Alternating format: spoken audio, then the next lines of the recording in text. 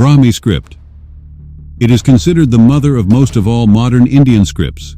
This is the same script found on Ashokan edicts and many other inscriptions across the country. There has been enough debate about what the name of the script used by Ashoka in his edicts and hundreds of other inscriptions across India. Several intellectuals are demanding it be named Dhammalipi, while some claim it is not Dhammalipi, but instead Brahmi Lipi. Let us analyze both these arguments with a very critical approach. First, let us see how this script got its current name, Brahmi. Ashoka's inscriptions were first deciphered by James Prinsep in 1836.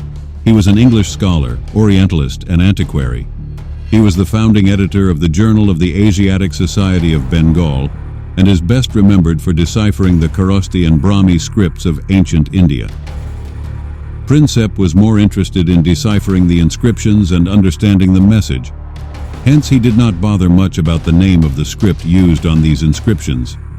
However, he does mention it as Lat alphabet, derived from the common name of the pillars on which these inscriptions were found.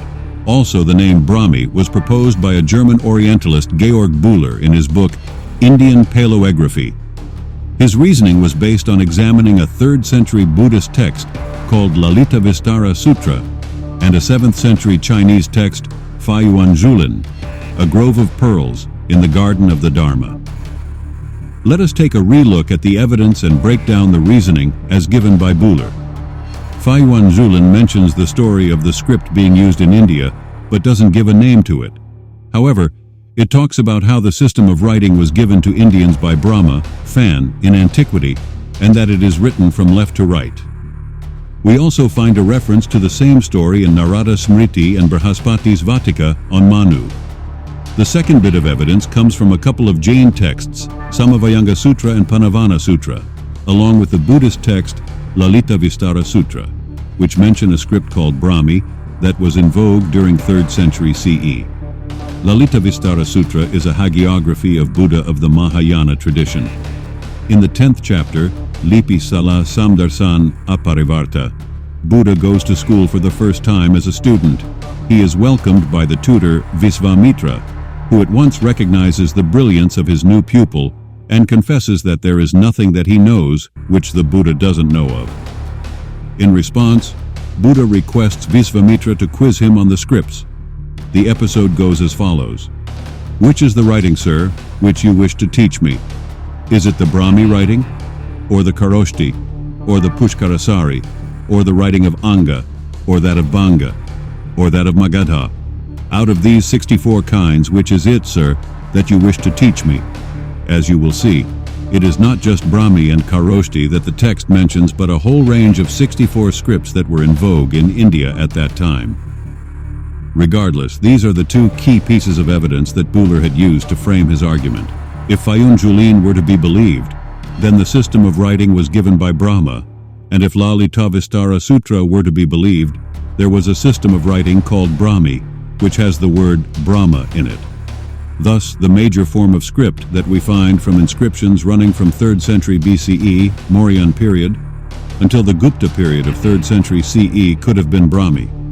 This is at best a guess, and we cannot be certain that the script is indeed called Brahmi. Bühler himself was clear about this. He said, "These traditional statements make it advisable to adopt the designation Brahmi to the characters in which the majority of the Ashokan edicts are written and for their later developments." But there is a flaw in this conclusion. The proposed argument from Bühler raises immediate questions. If Lalita Vistara Sutra mentions 64 scripts, why can't we consider other names from the above list to the ancient Lat characters? But as Richard Salomon in his book Indian Epigraphy states, it should be kept in mind that we do not know precisely what form or derivative of the script the authors of the early script lists were referring to as Brahmi, nor whether this term was actually applied to the script used in the time of Ashoka. Thus, the name Brahmi given to the Ashokan script is merely a name of convenience and does not definitely prove to be the name of this script. Some of the other reasons why the Indian subcontinent's most ancient script got the name Brahmi are, as per the Jains, Bhagwan Rishabdev, while teaching his daughter Bambi, taught her the script and hence named it after her. Sayanacharya wrote in the 13th CE, Brahmi, Brahman preritaha yahi mahatya, ratasya yajnasya matraha nirmatrya, stute, meaning the script uttered by Brahmins and used for writing the praises in the stutis is Brahmi. It further points out to the text, Narada Smruti, which says that the god Brahma created Brahmi script. The counter-argument to all of these arguments is, the explanation given by Jain texts holds no ground for the theory of naming this script. Similarly, the Narada Smruti's theory too holds no ground. Buller chose this name because a name had to be given to the script, and since the name Brahmi had an Indian connection, and it appeased many of the Indian scholars. Also, as per Sayanacharya's account, if Brahmi was the script uttered by Brahmins, why then Brahmins were not able to read Ashokan edicts, and it needed a foreigner to decode the script. In the recent past, some of the modern scholars have proposed a different name, the Dhammalipi, and yes, they have a very strong reason to do so. If you look carefully at some of the Ashoka's inscriptions, the Girnar First Rock Edict states, Iam Dhammalipi Devanam Priyan Priyadasina Rana Lekhapita. This is from Girnar Fifth Rock Edict. Dhamma Mahamata Etaya Athaya Ayam Dhammalipi Likita. This is from Girnar Sixth Rock Edict. Ayam Dhammalipi Lekhapita Kimti Chiram. Tisteyaiti Tatacha Me Putra Potacha Prapotracha. This is from Khalsis, First Rock Edict, Iam Dhammalipi. Devanam Piena Piadasina Lechita Hida. No Kichi Jive Alabhitu Pajohitaviya. Likewise, there are 40 inscriptions containing words like Dhammalipi, Lekita, and Likapita. Various scholars have interpreted these inscriptions. The translation given is, these religious or moral edicts are written by the beloved King of Gods. But the word Dhammalipi is grossly misunderstood as religious edicts or moral writings meaning dharmic teachings. Ashoka's edicts are mostly written in Prakrit language. The word Dhamma in Prakrit, as mentioned in the Tripitaka, and the Buddha has used it quite often as moral teaching. These are the same moral teachings that Ashoka had inscribed. However, the word Dhammalipi does not mean moral teachings. As per the Pali Moghalayan grammar and the Sanskrit Panini grammar, the root of lipi and lek are different. Lipi is derived from the root. Lip and lek is derived from the root lik. Lipi and lek words are not interchangeable. The word Dhammalipi cannot mean Dhammalech. If that was so, Ashoka would have written Iyam Dhammalech Devanam Priyan Pridasi. But he has specifically written these two words separately, implying that they are meant differently. Ashoka was aware of these two words as seen from the inscriptions. Hence, the real meaning of Ashoka's inscription is, in this Dhammalipi, the beloved of gods writes thus.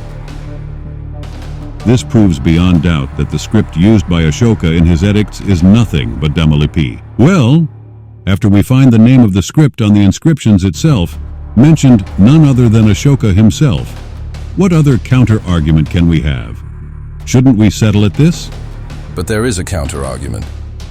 If Dhammalipi is the name of a script, why then we do not find it mentioned in the Lalita Vistara and Samvayang Sutras, which lists all the major scripts used during those times? We do not find the mention of the name Dhammalipi in any of ancient texts, either in the Buddhist text nor Hindu text. Also, let's see what this word lipi really means. Does lipi really mean script? This word lipi or dipi can be found outside India too, example in the Achaemenid inscriptions. This word must be connected with the ancient Persian nipish, to write.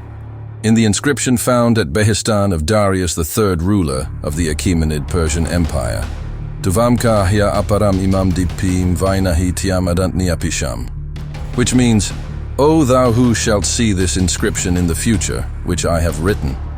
The word dipi or lipi here means writings and not name of the script used to write the writings itself. So it is not only in Ashoka's edicts that this word lipi, dipi appears, it is also found in Achaemenid inscriptions 5th century BC, nearly 300 years before Ashoka's edicts were written, and it was used in the same way to indicate this text and not the script used to write the inscription. Now, coming back to Ashoka's edicts, let us see what Dr. Uga Holtz has to say about this word Dhammalipi in Ashoka's edicts. By the way, Dr. Uga Hultsch is considered the best translator of Ashoka's edicts. He, in turn, has referred to multiple other translations of Ashoka's edicts.